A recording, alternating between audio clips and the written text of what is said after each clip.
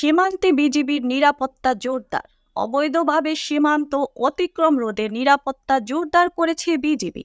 মঙ্গলবার 6 আগস্ট বিজিবির সদর দপ্তর থেকে এক বিজ্ঞপ্তিতে এ তথ্য জানানো হয়েছে।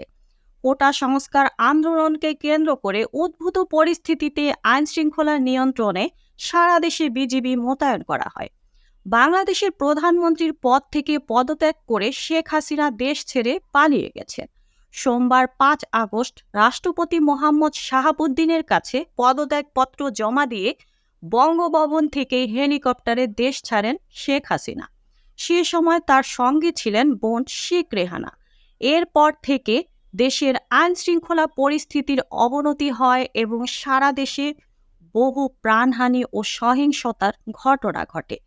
এই ছিল এখনকার প্রতিবেদন। নিত্য নতুন সংবাদ পেতে চ্যানেলটি সাবস্ক্রাইব করুন এবং আমাদের ফেসবুক পেজ ফলো দিয়ে রাখুন। Mukta Parvez, desk report, BE news, Dhaka.